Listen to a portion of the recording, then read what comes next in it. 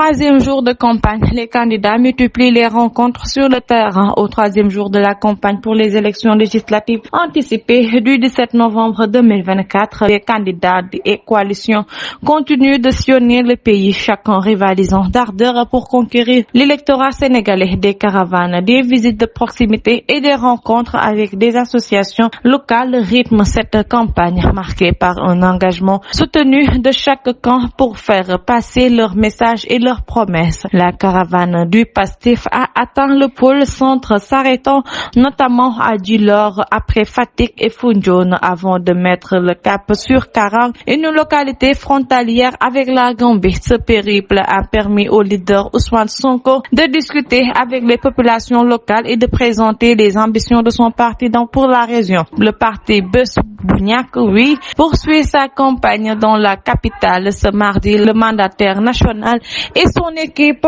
ont effectué des visites de proximité dans les quartiers de Grand Yoff et Darussalam à Pékin, où les rencontres porte-à-porte ont été organisées pour renforcer leur présence auprès des habitants. Les coalitions Gox Yu Bess a mobilisé ses partisans dans les quartiers à Médina Gueule Tapée, tandis que la coalition Les Nationalistes dirigée par Tahirou Sarr ont tenu un meeting à Grand Yoff. Pour sa part, Théophile Meng de la coalition And Liggéey Sunu Réew a parcouru les zones de Niakoulrap, Niague et Bambilor dans l'après-midi, renforçant sa présence dans les communautés de la périphérie de Dakar. Plusieurs coalitions ont également quitté Dakar pour aller à la rencontre des électeurs dans les régions. La coalition Unité dirigée par Cheikh Issa Sall a fait des étapes dans les localités de Foundiougne, Sap Mbam, Passy et Kaolack. La coalition Sénégal Kessé poursuit sa route à travers Kaolack et Tamba, tandis que l'Union citoyenne Buntubi à Yeumbeul a organisé des visites de proximité dans la banlieue de Dakar. Les candidats s'adressant aussi aux populations des zones rurales dont le Fouta. Amadou Ly de la coalition Waref a multiplié les étapes passant par des localités comme Darussalam et Ndioum, où il a dialogué avec les communautés sur les enjeux locaux.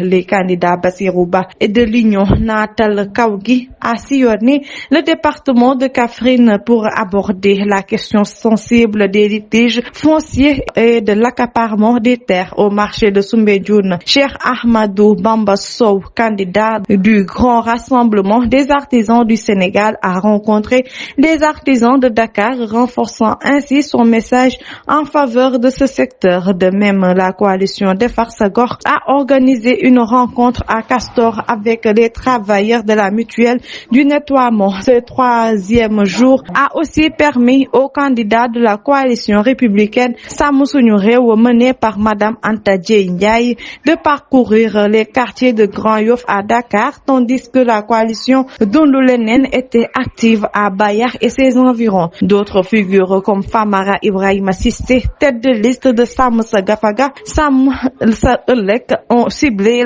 des zones clés, notamment le marché HLM, pour échanger avec les populations. Les candidats poursuivront cette dynamique de proximité dans les jours à venir, mettant tout en œuvre pour convaincre les électeurs sénégalais. Entre caravane et porte-à-porte pour cette campagne se déroule sous des engagements variés et des dialogues nombreux, chaque coalition cherchant à se démarquer pour les législatives du 17 novembre.